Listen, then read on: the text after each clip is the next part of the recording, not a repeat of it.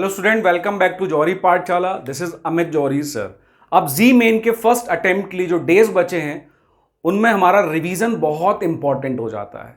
तो मैं आपके लिए फिजिक्स और मैथमेटिक्स के सारे टॉपिक के वन शॉट रिवीजन लेके आ रहा हूं, वन बाय वन। तो आज हम जिस टॉपिक पे पूरा रिव्यू करेंगे in one shot is called projectile motion, which is very important topic for JEE Main. एक ना एक दो न्यूमेरिकल आपको जरूर मिल जाएंगे। तो समझते हैं प्रोजेक्टाइल मोशन को। आपसे एक रिक्वेस्ट है कि जब आप वीडियो देखें तो वीडियो के साथ साथ आप नोट भी करते जाएं, कॉपी और पेन साथ में लेके देखें। इससे रिलेटेड, प्रोजेक्टाइल से रिलेटेड इस वीडियो के बाद आपको और कुछ नहीं देखना पड़ेगा। मैं एक एक चीज का रिव्यू करूंगा विद ट्विस्ट जो भी आते हैं, या कुछ ऐसी पॉइंट्स जो आपसे पूछे जाते हैं जो आप भूल जाते हैं, और पूरा मैं रिव्यू करूंगा। इस वीडियो लेक्चर को एंड तक देखें। इसके बाद प्रोजेक्टाइल में आपको सिर्फ और सिर्फ न्यूमेरिकल प्रैक्टिस करनी पड़ेगी, जो मैं अपने नेक्स्ट न्यूमेरिकल में आपको बताऊंगा। न्यूमेरिकल्स में भी अगर आपको दिक्कत आती है तो मुझे कमेंट करिए। तो चलिए स्टार्ट करते हैं प्रोजेक्टाइल मोशन का वन शॉट रिव्यू। तो वन शॉट रिव्यू में हम देखते हैं, first of all the definition is very important. Projectile motion, when a body of mass m is thrown from the ground at any random angle, the body follows a motion called projectile motion. मैं इसको आपको graph में बताता हूं।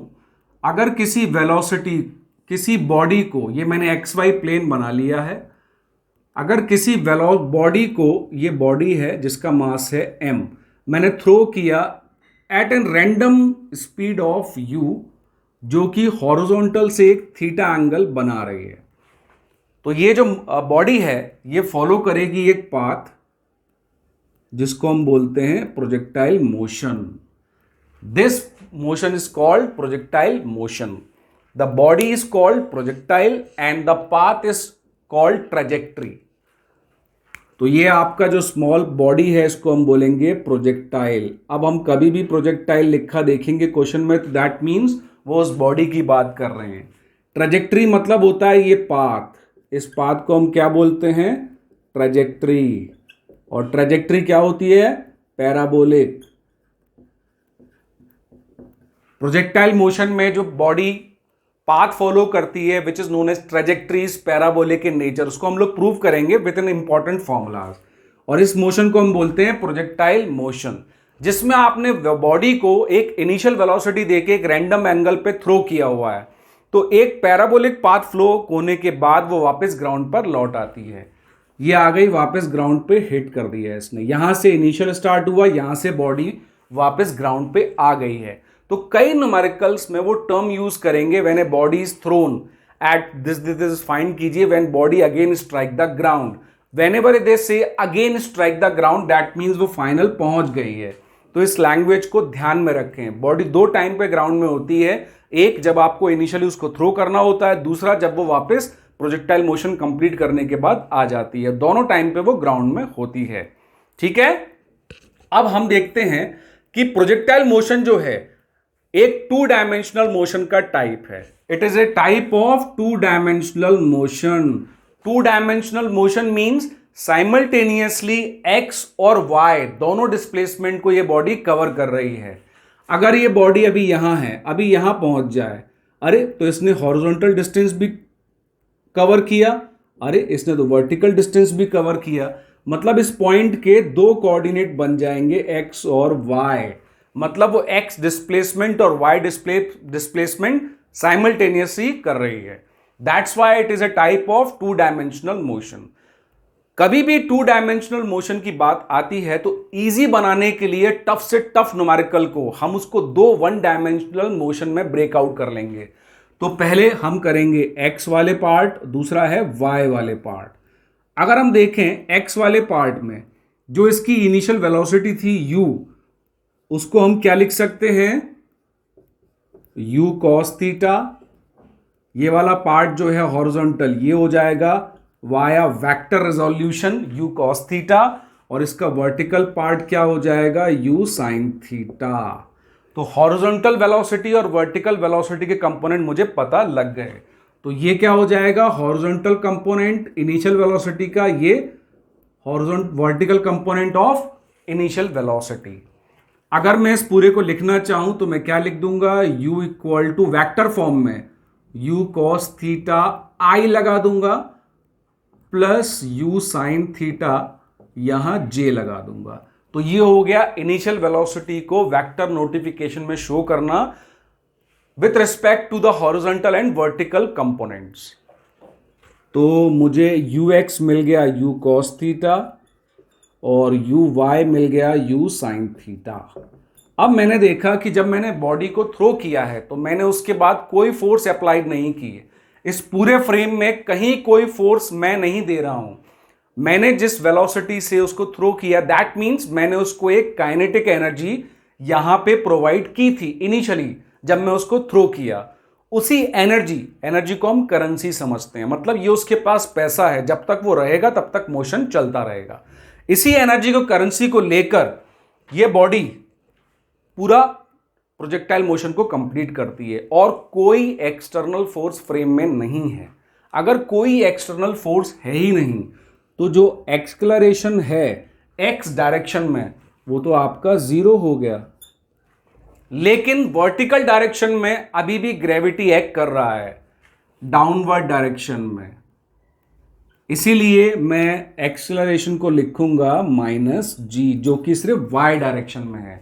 तो इसी तरह मैं एक्सेलरेशन की इक्वेशन लिख देता हूं वेक्टर फॉर्म में, ax मतलब 0i माइनस ay जो कि है gj। तो एक्सेलरेशन जो पूरे फ्रेम में है वो सिर्फ माइनस gj है, सिर्फ y डायरेक्शन में है, x डायरेक्शन में कोई फोर्स नहीं है। इस पॉइंट को आप बहुत इंपॉर्टेंटली नोट कर लें। पूरे प्रोजेक्टाइल मोशन के फ्रेम में, इस फ्रेम में जो ये प्रोजेक्टाइल मोशन हो रहा है इसमें मैंने एक ही बार उसको एनर्जी दिया, थ्रो कर दिया, उसके बाद मैंने कहीं फोर्स नहीं लगाई है और कोई एक्सटर्नल सोर्स नहीं है। तो इसके पास जो इनिशियल एनर्जी करेंसी मिली थी ये पूरा मोशन उसी से जाएगा। इस बात को हम आगे काफी टफ न्यूमेरिकल में यूज करेंगे, इसकी करेंसी को, जो इसके पास काइनेटिक एनर्जी है initial half m u square, उसको हम बाद में यूज करेंगे। यहां पर मैं ये पॉइंट नोट करा रहा हूं आपको। अब ये हो गया। अब मैंने कहा कि अगर हमें अच्छे से स्टडी करना है टू डायमेंशनल मोशन को तो x अलग से स्टडी करेंगे, y अलग से, मतलब दोनों को इंडिपेंडेंट रखेंगे। तो हमने देखा कि जो x डिस्प्लेसमेंट है एट एनी रैंडम टाइम पर वो कैसे कैलकुलेट होगा। यहां तो कोई एक्सेलरेशन नहीं है, स्पीड इनटू टाइम। तो u cos थीटा जो स्पीड है x डायरेक्शन में into time, any random time t ले लिया है। ये बन गई first equation. y displacement at any instantaneous time कैसे कैलकुलेट करेंगे। यहां पर y डिस्प्लेसमेंट कैलकुलेट करने के लिए आप इक्वेशन ऑफ मोशन को यूज कर सकते हैं। y बिकॉज यहां पर एक्सेलरेशन कांस्टेंट है। तो s equal to u t plus half a t square की मैंने इक्वेशन लगाई तो मुझे क्या मिल गया, u into t minus half g t square. ये मुझे मिल गया रैंडम y और x डिस्प्लेसमेंट की इक्वेशन। अब मैं यहां पर आगे बढ़ता हूं इस ट्रेजेक्ट्री को फाइंड करने के लिए कि ट्रेजेक्ट्री की इक्वेशन पैराबोलिक को फॉर्म करने वाली क्वाड्रेटिक इक्वेशन आती है कि नहीं। तो मैंने देखा कि यहां से t का वैल्यू मैं x upon u cos theta रख सकता हूं। मैंने x upon u cos theta second equation में रख दिया, y equal to u cos theta into t मतलब x upon u cos theta minus half into g into T square, यानी x upon u cos theta का whole square.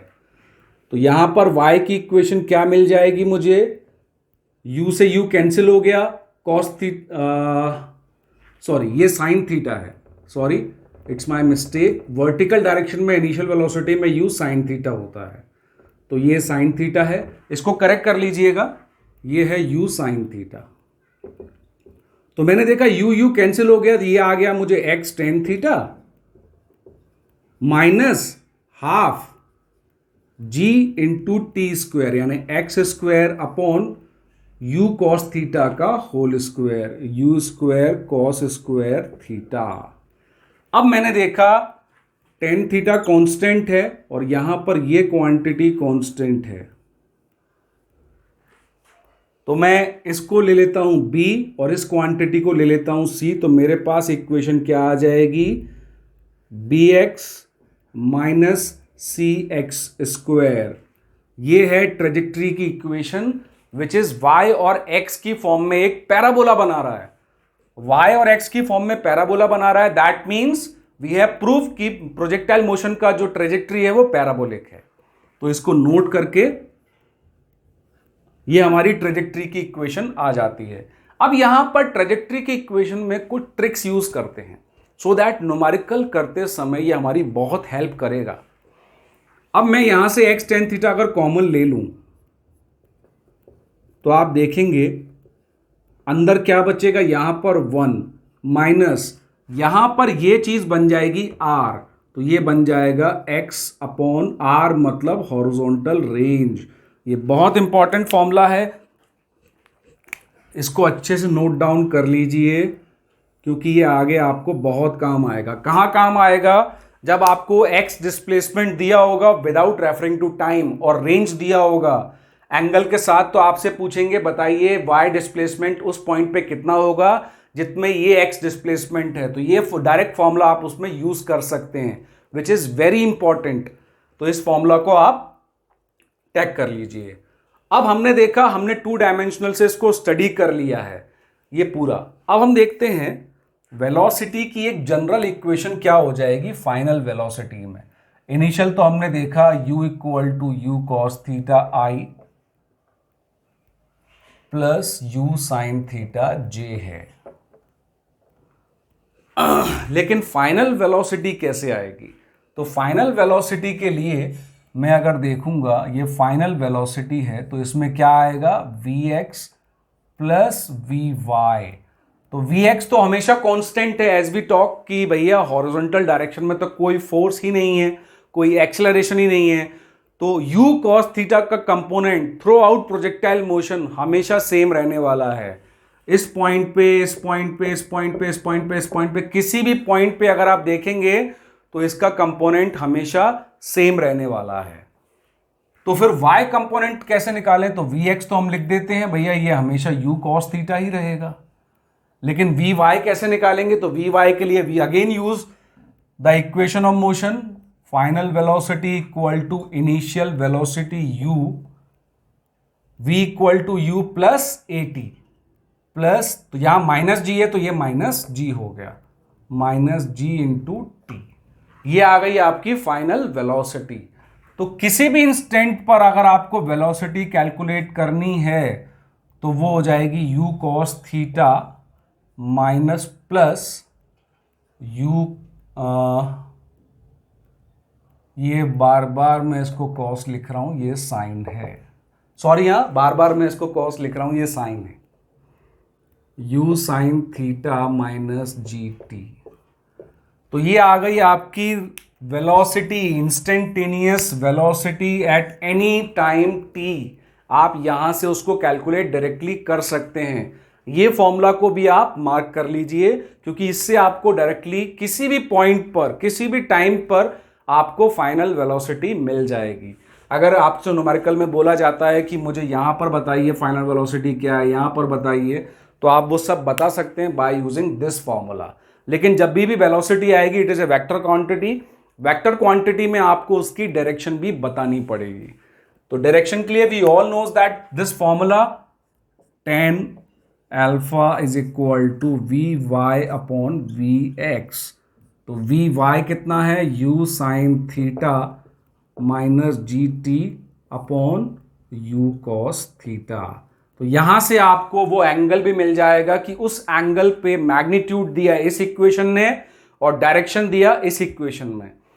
जब आपको options मिलेंगे तो आपको ऑप्शन में दोनों चीजें मिलती हैं, मैग्नीट्यूड और डायरेक्शन। आप मैग्नीट्यूड यहां से कैलकुलेट करेंगे instantaneous velocity at any point और उसकी डायरेक्शन यहां से कैलकुलेट करेंगे। क्लियर हुआ यहां तक? अब थोड़ा सा रब करके इसको आगे बढ़ाते हैं। सारे फॉर्मूलों को आप अच्छी तरह नोट करते जाइए। अब हम यहां से कैलकुलेट करते हैं इसकी इंपॉर्टेंट फॉर्मूले of time of flight, range and maximum height. अब मैंने देखा time of flight. Time of flight का मतलब क्या होता है? बॉडी जब यहां से स्टार्ट हुई और जब वापस अगेन ग्राउंड को हिट करेगी, इस पूरे में जो लगेगा that is called time of flight. उसको हम कैपिटल टी से शो करते हैं। This is called time of flight. पूरी फ्लाइट में कितना टाइम लगा। फ्लाइट का मतलब भी यही होता है कि अगर मैं मुंबई से बैठा हो दिल्ली जा रहा हूं तो मेरा इनिशियल स्टेशन मुंबई है, ये रहा, और फाइनल स्टेशन दिल्ली है, ये रहा। तो यहां तक पहुंचने में कितना टाइम लगा, that is called time of flight. इस टाइम ऑफ फ्लाइट को हम दो पार्ट में ब्रेक कर लेते हैं। ये है पॉइंट ऑफ मैक्सिमम हाइट। यहां से इस पॉइंट पर आने में जो टाइम लगेगा, बिल्कुल सेम टाइम इस पॉइंट से इस पॉइंट तक आने में लगेगा।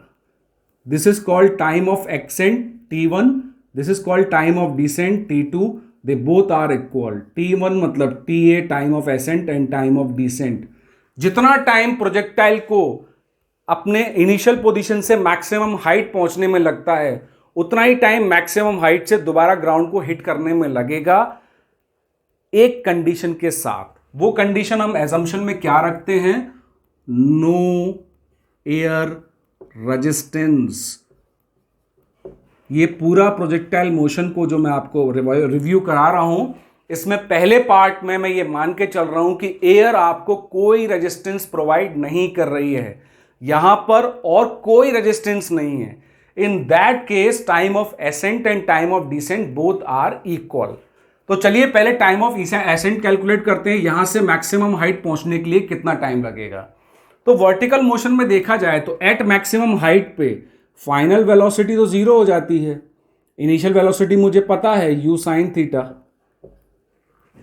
तो मैं डायरेक्टली टाइम ऑफ फ्लाइट के लिए फर्स्ट इक्वेशन ऑफ मोशन लगा लूं तो मुझे क्या मिल जाएगा? 0 equal to u sin theta v equal to u plus gt minus gt time of ascent. तो टाइम ऑफ एसेंट मुझे कितना मिल गया? u sin theta upon g। यही टाइम ऑफ डिसेंट भी होगा जो अभी अभी हमने डिस्कस किया है कि जब कोई एयर रेजिस्टेंस और बाकी सारे रेजिस्टेंस को मान के चले कि है ही नहीं अभी पिक्चर में, तो उस केस में दोनों टाइम इक्वल रहते हैं। ग्राउंड से मैक्सिमम हाइट से अगेन ग्राउंड को हिट करने का time, time of ascent, time of descent दोनों इक्वल होते हैं। और उसकी वैल्यू क्या आ गई? u sin theta upon g। तो मिल गया टाइम ऑफ फ्लाइट। दोनों टाइम को ऐड करना है तो मुझे टाइम ऑफ फ्लाइट क्या मिल गया? 2u sin theta upon g। ये मुझे मिल गई फर्स्ट इक्वेशन। तो ये हमारा फोर्थ फॉर्मूला आया जो आपको फिर नोट डाउन करना है। टाइम ऑफ फ्लाइट, लॉन्च से वापस ग्राउंड पर आने में जो टाइम लगेगा वो है time of flight. Time of flight को हमने दो पार्ट में ब्रेक किया, time of ascent, time of descent, जो दोनों इक्वल हैं u sin theta upon g के, क्योंकि कोई एयर रेजिस्टेंस नहीं होता है। ये आ गया टाइम ऑफ फ्लाइट। अब जब टाइम ऑफ फ्लाइट लगेगा मतलब पूरा टाइम लगेगा, तो बॉडी ने एक्स एक्सिस में पूरा एक डिस्टेंस कवर कर लिया होगा, ये वाला जिसको हम बोलते हैं रेंज। ये पूरा डिस्टेंस यहां से लेके यहां तक का जो टाइम ऑफ फ्लाइट लगा है उसमें बॉडी ने हॉरिजॉन्टली पूरी रेंज कवर कर ली है, जिसे को कहते हैं हम मैक्सिमम हॉरिजॉन्टल डिस्टेंस।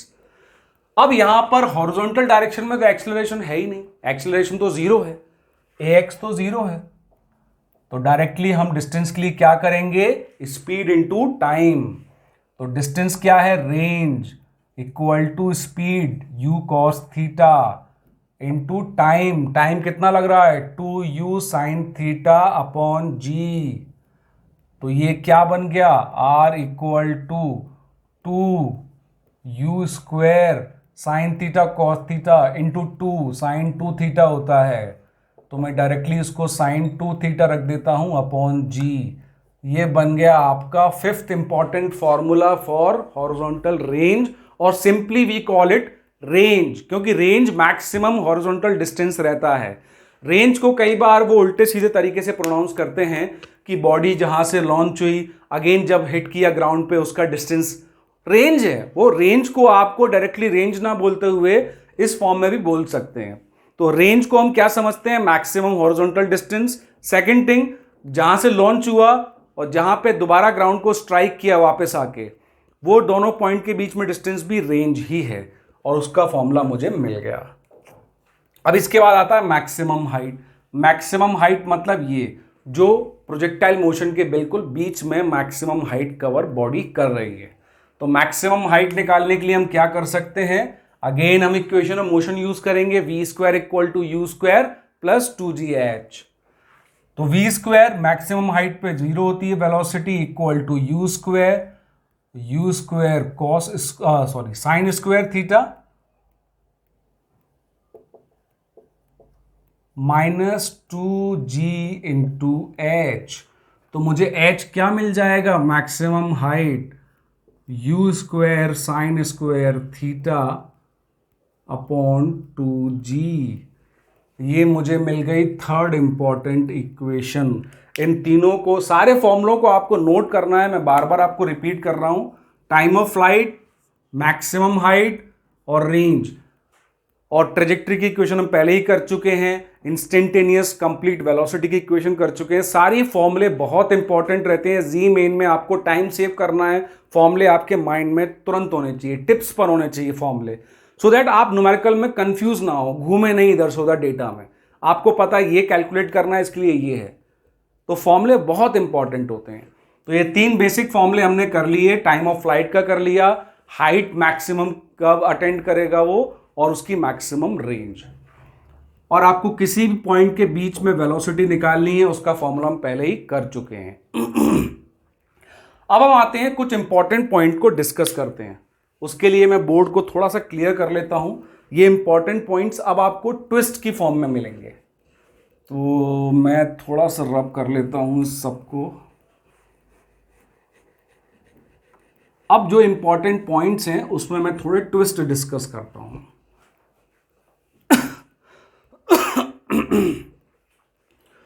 तो सबसे पहली चीज, अगर मैं रेंज में देखूं कि मैंने रेंज पे एक प्रोजेक्टाइल को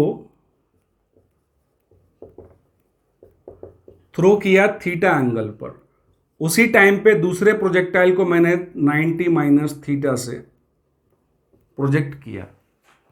आप देखेंगे वाया ट्रिग्नोमेट्री साइन 2 थीटा में जब मैं थीटा रखूंगा और 90 माइनस थीटा रखूंगा, फॉर्मूला रिमेन्स सेम, मतलब रेंज चेंज नहीं होगी। तो range for both the angle theta and 90 minus theta remain same. ठीक है, इसको एक एग्जांपल से करते हैं। थीटा मतलब 30 डिग्री पे आप थ्रो करो या 90 माइनस 30 60 डिग्रीज पे आप थ्रो करो, दोनों केस में रेंज सेम आने वाली है। इन दोनों केसेस में रेंज सेम आएगी, R1 इक्वल टू R2। एक दूसरा एंगल भी है, एक को मैंने 45 माइनस थीटा पे किया, दूसरे को 45 प्लस थीटा पे। ये काफी इंपॉर्टेंट ट्विस्ट है जो क्वेश्चन में डायरेक्टली आपको अगर पता है तो आपको ज्यादा घूमना नहीं पड़ेगा, डायरेक्टली आप ऑप्शन टेक कर सकते हैं वाया कैलकुलेशन। इन दोनों पे भी जो रेंज है वो आपको हमेशा सेम मिलने वाली है। तो आप 2 प्रोजेक्टाइल फॉर्म करें, theta 90 minus theta, 45 minus theta और 45 प्लस थीटा, इन दोनों केसेस में दोनों प्रोजेक्टाइल की रेंज बिल्कुल सेम आएगी।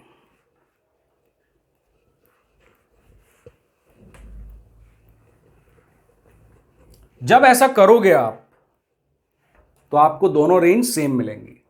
अब हम आते हैं इसके बहुत इंपॉर्टेंट पॉइंट सेकंड ट्विस्ट पर। इफ हॉरिजॉन्टल रेंज और हाइट इक्वल करनी है, इफ मुझे ऐसा प्रोजेक्टाइल मोशन बनाना है जिसमें हॉरिजॉन्टल रेंज और हाइट दोनों इक्वल हो, तो कितने एंगल पे थ्रो करना पड़ेगा। लेट्स सी, दोनों को इक्वल कर देते हैं। तो आप देखेंगे दोनों के इक्वल करने पे यू स्क्वायर कैंसिल हो जाएगा, जी कैंसिल हो जाएगा। तो क्या बचेगा, साइन 2 थीटा, जिसको मैं लिख सकता हूं 2 sine theta cos theta equal to, यहां क्या बचेगा, साइन स्क्वायर थीटा अपॉन 2। तो साइन स्क्वायर थीटा अपॉन 2 बचा, एक साइन थीटा कैंसिल हो गया, तो ये क्या आ गया 4 इक्वल टू 10 थीटा। तो theta will be equal to 10 inverse 4। तो अगर आपको प्रोजेक्टाइल मोशन में बोला जाता है कि at what angle we throw the projectile so that horizontal range and maximum height become equal, तो वो एंगल होगा आपका 10 इनवर्स 4 जो अभी हमने कैलकुलेट किया है। इसको भी अंडरलाइन कर लीजिए। मैं इसको रब करता हूं। ये काफ़ी इंपॉर्टेंट न्यूमेरिकल जो आपको वहाँ मिलने वाले हैं एमसीक्यू, उसमें बहुत इंपॉर्टेंट चीज़ है ये। हॉरिजॉन्टल रेंज को कैलकुलेट करने के लिए अगर आप देखेंगे एक और ट्विस्ट देते हैं। हॉरिजॉन्टल रेंज होता है 2u² sine theta into cos theta upon g. इसको अगर मैं ब्रेकआउट करके लिखूं r इक्वल टू 2 छोड़ देते हैं, ये हो जाएगा u sine theta into u cos theta upon g. तो यहां पर एक और डायरेक्ट फॉर्मूला मिल जाएगा कि range can be equal to 2, ये क्या है uy, ये क्या है ux, तो 2 into u x into u y upon g. एक और फॉर्मूला आपको मिल गया रेंज के लिए। तो रेंज में काफ़ी कुछ ऑप्शंस आपके पास आ चुके हैं। कई बार वो डायरेक्टली आपको दे देंगे कि एक प्रोजेक्टाइल में इनिशियली एक्स और वाई वेलोसिटी ये हैं, आप हॉरिजॉन्टल रेंज कैलकुलेट कीजिए। तो उसमें आपको बहुत सारे फॉर्मूले लगाने की ज़रूरत नहीं है if you know this formula. That's why said formulas बहुत इंपॉर्टेंट हैं। फॉर्मूले अगर आपकी टिप पर हैं तो आपका बहुत सारा टाइम सेव हो सकता है। सेकेंडली, आप न्यूमेरिकल को इजीली क्रैक कर लेंगे। अब हम चलते हैं नेक्स्ट ट्विस्ट पर।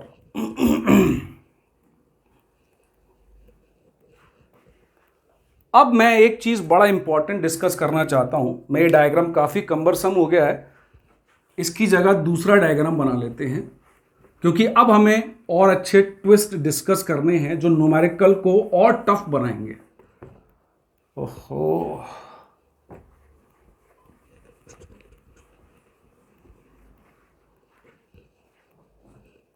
तो मैंने देखा कि ये एक प्रोजेक्टाइल मोशन का था ग्राफ, यहाँ से उठा और ये चला गया projectile again hitting the ground. ये वाई एक्सिस है, ये एक्स एक्सिस है। ये इनिशियल पॉइंट था जहाँ से उसको लॉन्च किया गया एट एन वेलोसिटी u, ये o है। अब ये अगेन पॉइंट है, यहाँ पर वेलोसिटी v आ जाए, मतलब फाइनल वेलोसिटी अगेन ग्राउंड पे आ जाएगा। अब आपको हमेशा याद रखना है कि लेट अस सपोज एक टाइम t1 पे एक बॉडी यहां थी, तो इसी हाइट पे अगेन बॉडी आएगी। अभी ये ऊपर जा रही है, एक्सेंट हो रही है। जब वो यहां से मैक्सिमम हाइट पे डिसेंट जाएगी तो बिल्कुल इसी हाइट पे एक और पॉइंट आपको मिलेगा जो सेम हाइट पर होगा ग्राउंड पे। इस पे काफ़ी न्यूमेरिकल ड्रॉ होते हैं, काफ़ी न्यूमेरिकल फ्रेम किए जाते हैं। तो दो टाइम पे हाइट हमेशा सेम मिलेगी। ऐसा क्यों है? क्योंकि हमने देखा कि जो इक्वेशन ऑफ ट्रेजेक्ट्री है उसमें क्वाड्रेटिक इक्वेशन फॉर्म होती है। दैट मीन्स दो टाइम मिलेंगे आपको। अब हम जब इक्वेशन लिखते हैं तो हम क्या लिखते हैं? y equal to x tan theta minus half g upon x cos theta का whole square, sorry x upon u, इसका हमने होल स्क्वायर लिखा हुआ है। तो अगर मैं इस इक्वेशन को टाइम की फॉर्म में कन्वर्ट करूं तो मुझे क्या मिल जाएगा? At any point of time height will be equal to u sine theta into t minus half g t square, minus half g t square. किसी भी इंस्टेंटेनियस टाइम पर जो हाइट आएगी, any random height, not maximum height, वो ये होगी। पर ये तो टाइम और हाइट के फॉर्म में क्वाड्रेटिक इक्वेशन बन रहा है जिसका वेरिएबल टाइम है, टाइम स्क्वायर भी आ रहा है। तो इस इक्वेशन से आपको क्या लग रहा है कि अब आपको अगर टाइम की फॉर्म में क्वाड्रेटिक इक्वेशन बन रही हैं तो दो टाइम मिलेंगे जिस पर हाइट सेम होगी। कैसे देखते हैं? इसको अगर इक्वेशन में कन्वर्ट कर ले तो हमें क्या मिल जाएगा?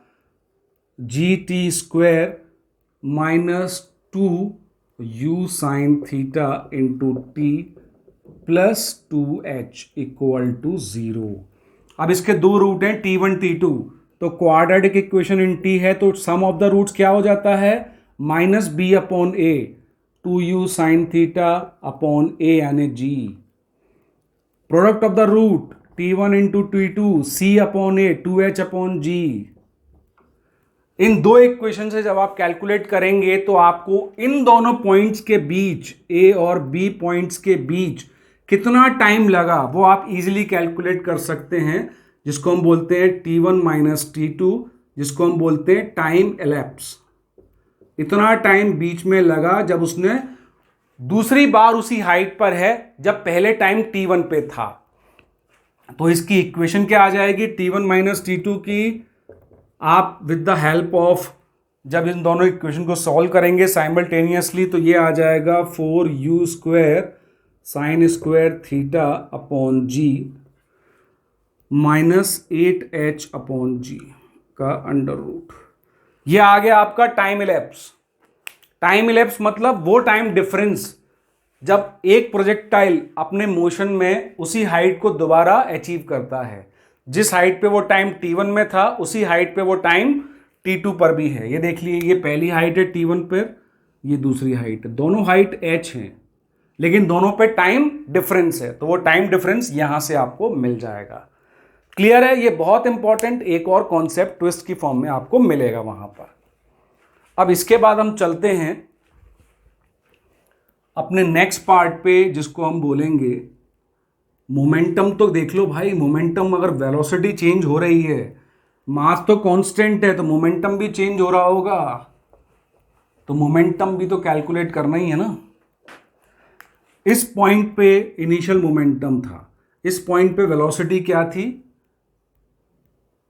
u cos theta i plus u sin theta j। ये वेलोसिटी थी इनिशियल एट पॉइंट O पर। अब जब ये मैक्सिमम पहले अपन वापस वाला पॉइंट ले लेते हैं। जब ये वापस अगेन ग्राउंड को हिट करेगा तो वेलोसिटी कितनी हो जाएगी। अगर ये प्रोजेक्टाइल वापस ग्राउंड को हिट करता है एट दिस पॉइंट तो वेलोसिटी कितनी हो जाएगी। अब आप याद रखिए हॉरिजॉन्टल कंपोनेंट तो चेंज नहीं होगा, तो वो तो इतना ही रहेगा भैया u cos theta. Vertical component उतना ही रहेगा but in opposite direction. That is the beauty of projectile motion. तो फाइनल पॉइंट पे हॉरिजॉन्टल और वर्टिकल वेलोसिटी सेम है but vertical velocity opposite direction में हो गई है। तो उस पॉइंट पर v कितना हो जाएगा, u cos थीटा तो सेम रहा बट ये minus u sin theta into j आ गया। तो difference in velocity, the change in velocity कितना आएगा, डेल v कैलकुलेट कर लेते हैं। इसको इससे माइनस करेंगे तो मिलेगा 2u sin थीटा इंटू जे।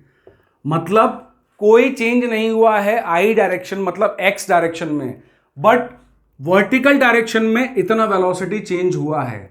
जब हमें वेलोसिटी चेंज पता है तो we can calculate change in momentum which is equal to, इससे सिर्फ मास को मल्टीप्लाई कर दो आप, तो ये आ गया change in momentum when a body between the point of launch and when it again hit the ground.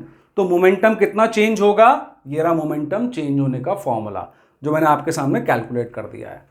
अब आते हैं जब यहां से अपनी मैक्सिमम हाइट पर पहुंचेगा, तो यहां दोनों वेलोसिटी थी इनिशियली, लेकिन मैक्सिमम हाइट पे उसके पास सिर्फ एक ही वेलोसिटी बचती है u cos थीटा, क्योंकि vy तो जीरो हो जाता है मैक्सिमम हाइट पे और उसकी डायरेक्शन इसके टेंजेंट रहती है parallel to the x axis. Maximum height पर सिर्फ एक ही वेलोसिटी बचेगी cos theta, u cos theta, क्योंकि हॉरिजॉन्टल कंपोनेंट कांस्टेंट है, वर्टिकल वेलोसिटी जीरो हो जाएगी, एक ही वेलोसिटी यहां पर आई है। तो चेंज कितना हुआ, इनिशियली ये वेलोसिटी थी, अब सिर्फ u cos थीटा है, v अब सिर्फ u cos थीटा इंटू आई है। अब दोनों में चेंज कैलकुलेट करना पड़ेगा, तो चेंज कैलकुलेट करेंगे तो कितना मिलेगा, u sin थीटा। तो चेंज इन वेलोसिटी कितनी मिल गई आपको, minus u sin theta into जे।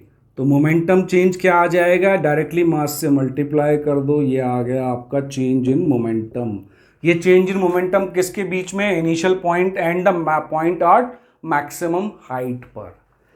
ये बहुत इंपॉर्टेंट चीजें हैं जो ग्राफ में आपको दिख रही हैं, आप कॉपी करके रखिएगा। मैक्सिमम हाइट पे सिर्फ एक ही वेलोसिटी है parallel to the x axis which is u cos theta. अब हम जो काइनेटिक एनर्जी लेके चले थे यहां पर हाफ एम यू स्क्वायर थी उसकी काइनेटिक एनर्जी, एनर्जी तो हमेशा कांस्टेंट है, तो यहां पर तो काइनेटिक एनर्जी कितनी रह गई, half m u square cos square theta. तो बाकी कहां गई, बाकी उसकी पोटेंशियल एनर्जी की फॉर्म में आ गई, जो आप अगेन यूटिलाइज कर रहे हो to go down to the ground. Clear है? किसी भी पॉइंट पे वेलोसिटी कैलकुलेट करनी हो, किसी भी पॉइंट पे टाइम फ्रेम कैलकुलेट करना हो, ये सारे फॉर्मूले मैंने आपको बता दिए हैं। आई होप आपको अच्छे से प्रोजेक्टाइल मोशन का पहला पार्ट समझ में आया होगा। इसी वीडियो में हम सेकंड पार्ट पे चलेंगे। प्रोजेक्टाइल मोशन को हम 3 पार्ट में स्टडी करेंगे। प्रोजेक्टाइल मोशन को हम 3 पार्ट में स्टडी करेंगे। सबसे पहला पार्ट है, प्रोजेक्टाइल मोशन को हम 3 पार्ट में स्टडी करते हैं। पहला पार्ट हमने स्टडी कर लिया है हॉरिजॉन्टल वाला, दूसरा वर्टिकल प्रोजेक्टाइल मोशन, और तीसरा इंक्लाइंड प्लेन से। इंक्लाइंड प्लेन से वर्टिकल में हम जब वर्टिकल किसी हाइट से बॉडी को फेंकते हैं उसमें भी 3 केस बनते हैं। या तो आपने डायरेक्टली एक यू वेलोसिटी हॉरिजॉन्टल दे के छोड़ दिया है, ये वाला, या फिर आपने उससे और ऊपर फेंका है यू वेलोसिटी से, ऐसे फेंका है, तो वो पहले ऐसे आएगा फिर नीचे जाएगा। एक ये वाला पैराबोलिक मोशन भी हमें करना है। ठीक है जी, चलिए अब हम नेक्स्ट प्रोजेक्टाइल मोशन को स्टडी करते हैं, वर्टिकल प्रोजेक्टाइल मोशन। हम चलते हैं इसके सेकंड पार्ट पे प्रोजेक्टाइल मोशन का। अभी हमने ग्राउंड वाला डिस्कस किया कि जब हम किसी प्रोजेक्टाइल को ग्राउंड से थ्रो करते हैं। अब सेकंड पार्ट में जो आता है प्रोजेक्टाइल को, कि ये आपका ग्राउंड है, आप पहले से ही किसी हाइट पर हैं, ये height let us suppose h ले लेते हैं, यहां पर आप हैं, यहां से अब आप प्रोजेक्टाइल को 2 डायरेक्शन में थ्रो कर सकते हैं। पहला डायरेक्शन होता है कि आप इसको ऊपर की तरफ फेंके इंक्लाइंड ऐसा, या फिर जो हम डिस्कस करने वाले हैं पहले वो आप है कि आप एक हॉरिजॉन्टली इसको थ्रो कर सकते हैं। मैंने एक बॉल लिया, इस हाइट पे मैं खड़ा हुआ हूं, मैंने ऐसे हॉरिजॉन्टली यू वेलोसिटी से इसको लीव कर दिया है, मतलब मैंने उसको सिर्फ हॉरिजॉन्टल यू वेलोसिटी दी हुई है। अब मैं देखूंगा इसका पाथ भी ऐसा ही होगा प्रोजेक्टाइल की फॉर्म में ही, तो ये मोशन आता है वर्टिकल प्रोजेक्टाइल मोशन। कौन सा मोशन है ये? प्रोजेक्टाइल मोशन इन वर्टिकल, मतलब वर्टिकल प्रोजेक्टाइल मोशन।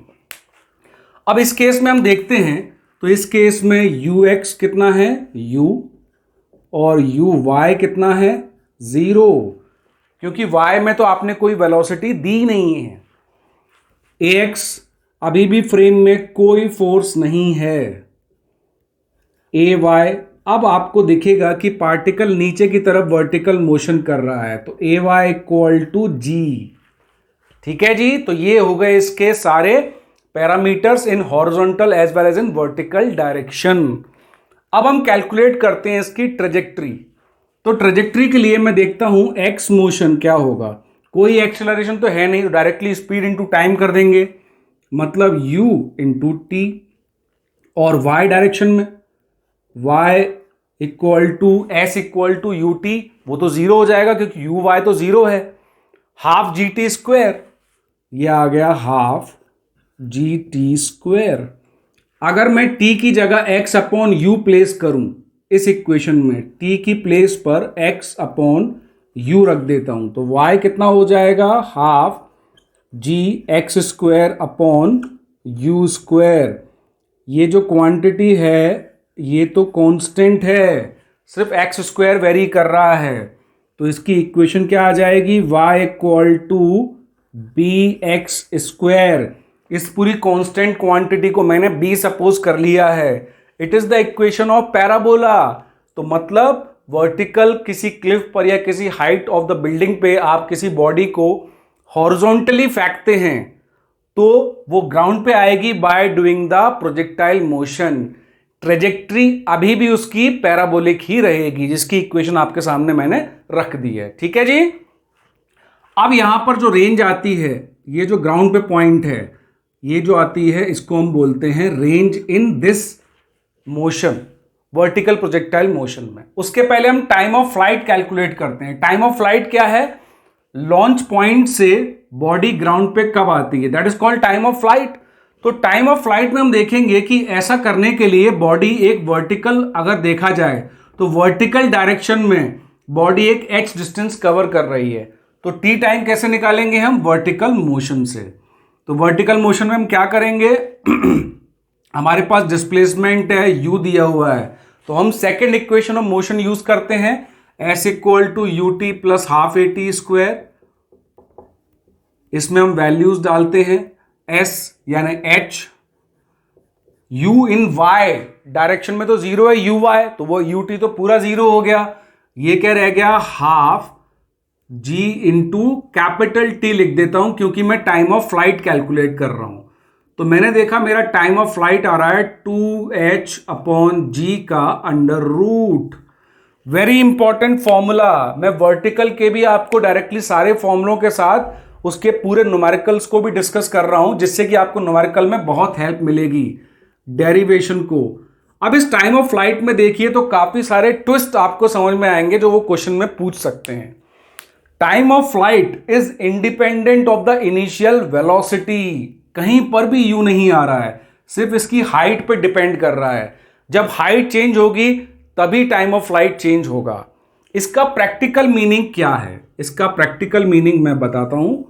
अगर किसी बॉडी को मैंने यहां पे थ्रो किया 10 मीटर पर सेकेंड से, दूसरी बॉडी को थ्रो किया इसी पॉइंट से 5 मीटर पर सेकेंड से, तीसरी बॉडी को थ्रो किया 2 मीटर पर सेकेंड से, ये सभी बॉडी, ये 10 मीटर पर सेकेंड वाली यहां आएगी, ये 5 मीटर पर सेकेंड वाली यहां आएगी, 2 मीटर पर सेकेंड वाली यहां आएगी, और एक लास्ट फोर्थ बॉडी को मैंने ऐसे ही ड्रॉप कर दिया है, जस्ट छोड़ दिया है, तो ये फोर्थ बॉडी है।